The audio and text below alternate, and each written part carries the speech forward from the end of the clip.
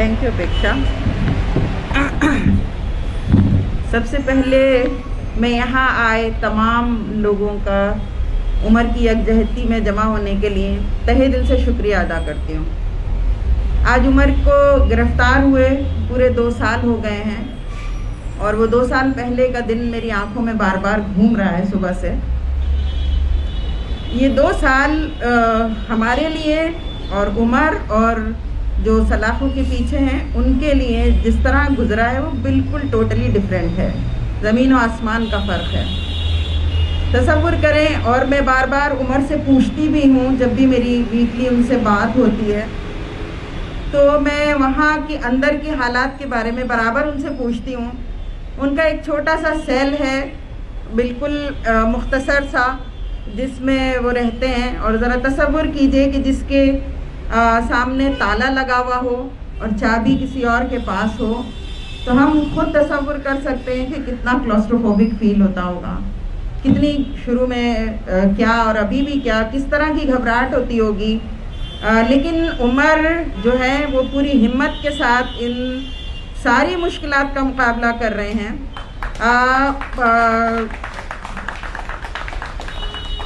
जितने legal aspect हैं, जो उनके ख़िलाफ़ FIR है, जो चार्जेस हैं, वो हम अभी सुन भी चुके हैं और हम सबको मालूम है। लेकिन जब मेरी बात उनसे होती है तो जो पर्सनली मैं जो है, जो मेरी उनसे गुफ्तगू है, मैं चाह रही थी कि वो कुछ आपके सामने रखूं। मैं अक्सर व बेशतर उनसे पूछती हूँ कि क्या खाया, हालांकि उमर के दोस्त सभी जानते हैं कि उमर को खाने पीने का कोई शौक़ नहीं है, लेकिन जाहिर है कि वो जेल का जो खाना है उससे दिल दुखता है ये सुनकर के उन्होंने क्या खाया क्या नहीं खाया।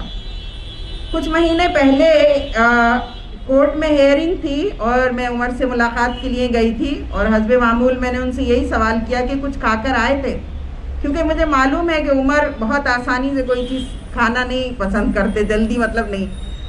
तो कहने लगे कि नहीं, मैं जाने के बाद खा लूँगा। और उस दिन की हालत ऐसी थी कि उनको जेल से जिस गाड़ी में लाया जाता है, ट्रक या वैन, अब से 2 महीने पहले और ज़्यादा शिद्दत की गर्मी थी और उनको ये कहकर उसमें से उतारा नहीं गया था कि नीचे जहाँ रखा जाता है अदालत में वहाँ जगह नहीं है, और उसी में कई घंटे उसी के अंदर रखा गया था। वो ऐसा मौसम था कि गाड़ी में बैठते ही ये फील हो रहा है कि अभी AC काम ही नहीं कर रहा है। उस वक्त वो पूरा लोहे का समझिए जाल, जिसमें जो गाड़ी मैं इससे पहले हमेशा देखा करती थी, पुलिस की वैन, मुझे नहीं अंदाज़ा था कि जो पीछे का दरवाज़ा है उसमें दाखिल होने के बाद भी एक और दरवाज़ा है और उसके अंदर भी पार्टीशंस हैं जिनको लॉक करके अलग अलग उनको सेपरेट करके रखा जाता है। उस एक छोटी सी लोहे के जाल में जो तपती हुई धूप में वो गाड़ी खड़ी है, हम तसव्वुर कर सकते हैं क्या। और उमर मुसलसल जो वहाँ के पुलिसमैन थे उनसे ये रिक्वेस्ट कर रहे थे कि मुझे अम्मी से मिलने दिया जाए, जैसा कि हमेशा वहाँ पर एक तरीक़ा है, मिलाया जाता है। उमर ने वो छोटी छोटी जालियों में से अपनी उंगली निकाली और मैंने उसकी उंगली को टच किया और पुलिस वाला हंसकर बोला, हो गई मुलाकात, ये काफ़ी है। लेकिन बहरहाल ये हम सब समझ सकते हैं कि जेल में जिस तरह की दुश्वारियाँ, तकलीफ़ें हो सकती हैं। सर्दियों में उसने एक मर्तबा, हालांकि वो अपनी तकलीफ़ नहीं शेयर करता है, वो जब भी बात होती है फैमिली में भी और उसके दोस्त भी इस बात के गवाह हैं, वो एक बड़ी स्माइल के साथ हमारे सामने होता है। वो हमेशा यही कहता है कि नहीं, मैं बिल्कुल ठीक हूँ, आप परेशान ना हों। लेकिन कभी कभी कोई बात करने में हम उससे कभी निकलवाते हैं तो अंदाज़ा होता है। सर्दियों में उसने एक बार बताया था कि उस सेल में ऊपर एक रोशनदान है जिसमें से बड़ी तेज़ ठंडी हवा आती है और सामने से जो सलाखें, जाहिर है कि दरवाज़ा नहीं है। हम सोचें कि सर्दियों की, दिल्ली की सर्दियों में ज़रा सा भी दरवाज़ा खुलता है तो कितनी ठंड महसूस होती है।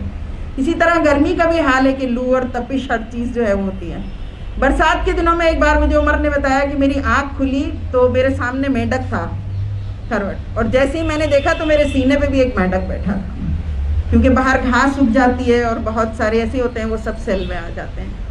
तो बहरहाल बहुत सारी मुश्किलात हैं, बहुत सारी तकलीफ़ें हैं, लेकिन उसके बावजूद बहुत ही खूबसूरती से उमर ने उनको फेस किया है, बहुत ही हिम्मत के साथ उनको वो फेस कर रहे हैं। उमर हमेशा से बचपन से भी मैं कहूँ एक माँ होने की हैसियत से बहुत ही पोलाइट, बहुत काइंड बच्चा था, हमेशा से रहा। अभी भी उसका मिजाज वैसा ही है, लेकिन अपने उसूलों पर वो बहुत फर्म है। उसके में वो किसी तरह कोई कॉम्प्रोमाइज़ नहीं करना। वो काइंड है लेकिन अपने उसूलों के मामले में नहीं है। तो वो समझिए कि बचपन से जो होने वाले हालात थे, हालांकि उमर बहुत ब्राइट स्टूडेंट था, अपने स्कूल में भी और उसके बाद भी बड़ी मतलब एजुकेशन में वो बहुत हमेशा से अच्छा रहा, अच्छा स्कोर किया, लेकिन उस वक्त से होने वाले हालात का उसने बहुत ज़्यादा असर कबूल किया। बचपन में ही बाबरी मस्जिद की शहादत का वाक़या, और फिर बड़े होने जब ग्रेजुएशन में था तो बटला हाउस एनकाउंटर, जिसने मैं समझती हूँ कि वो उसके लिए टर्निंग पॉइंट था। उससे पहले वो भी और लड़कों की तरह बहुत शौकीन भी था, ब्रांडेड कपड़े पहनने का शौक़ था और क्रिकेट का बहुत शौक़ था। लेकिन अब हम फैमिली, दोस्त सब जानते हैं कि उमर बहुत ही सिंपल लाइफ गुजारने वाले हैं। उन्हें इन तमाम चीज़ों से कोई रग़बत नहीं है, और उन्होंने जो है उस वक्त से ही समझिए कि मज़लूमों के साथ खड़े होने का फ़ैसला किया। मैं बताना चाहती हूँ कि उमर के अपने पूरे और जितने कज़न्स हैं वो सब बहुत अच्छा कर रहे हैं, इस मानों में कि वो अच्छी पोस्ट पर हैं, कोई कनाडा है, कोई यूएस, कोई गल्फ़ कंट्रीज़ में है। और उमर का भी एक बहुत ब्राइट फ्यूचर हो सकता था, उमर भी एक बहुत अच्छी लाइफ गुजार सकते थे, लेकिन उमर ने इसको चूज़ किया। उन्होंने चूज़ किया कि वो मज़लूमों के साथ खड़े होंगे। उसने चूज़ किया कि वो जालिमों के ख़िलाफ़, जालिमों की आंखों में आंखें डालकर उनसे सवाल करेगा। और यहाँ मैं ये भी बताती चलूँ कि उमर को बचपन से सवाल करने की आदत थी। जब वो बहुत छोटा था, जब से वो हर चीज़ में सवाल करता था, और मैंने पूरी कोशिश की कि हमेशा उसका सेटिस्फैक्ट्री जवाब दूं। और फिर बड़े होने तक समझिए कि उसके सवाल करने की आदत, उसने हुकूमत से सवाल करना शुरू किया, उसने जालिमों से सवाल करना शुरू किया, और जुल्म के ख़िलाफ़ खड़ा होना, मज़लूमों के साथ खड़ा होना, यही उसका जुर्म साबित हो गया। यही जुर्म बन गया कि आज वो सलाखों के पीछे है। लेकिन मुझे हरगिज़ कोई अफसोस नहीं है। मैं बहुत फ़ख्र के साथ कहती हूँ कि वो एक कॉज के लिए हैं, वो सोसाइटी के लिए कुछ करना चाहता है, वो इसलिए हैं। इस हुकूमत में हम सबको मालूम है कि हम सब देख रहे हैं कि वो अपने वादों में जिस तरह से नाकाम हुई है, जो स्लोगन्स के साथ वो आई थी नाकाम हुई है। उसके बाद उसने जो इस हुकूमत में बरकरार रहने के लिए जो रवैया इख्तियार किया है, पोलराइजेशन का जो तरीक़ा इख्तियार किया है, और जिस तरह से उसने बांटने की कोशिश की और जिस तरह उसने जुल्म किया है, उसके खिलाफ आवाज़ उठाने वालों का हम देख रहे हैं कि किसी के घर गिरा दिए जाते हैं, लोगों को सलाखों के पीछे डाल दिया जाता है ताकि उनकी हिम्मतों को तोड़ सकें, ताकि वो हुकूमत के सामने और वो दूसरी जनरेशन्स और वो लोग जो उनसे इंस्पायर हो रहे हैं वो भी डर जाएं। सिर्फ वही नहीं बल्कि उनसे इंस्पायर होने वाले लोग भी डर जाए कि अगर हमने ये आवाज़ उठाई, अगर हमने हुकूमत के ख़िलाफ़ कुछ बोला तो हमारा भी अंजाम यही होगा। तो मैं इस वक्त यहाँ मौजूद लोगों से भी और इस प्लेटफॉर्म से हिंदुस्तान के हर नौजवान से ये बात कहना चाहती हूँ कि वो अपने दिल से डर को निकाल दें। वो अपने दिल से जिस दिन इस खौफ को निकाल देंगे, उस दिन उनके अंदर वो हिम्मत पैदा होगी कि वो जुल्म जालिमों के ख़िलाफ़ खड़े हो सकेंगे।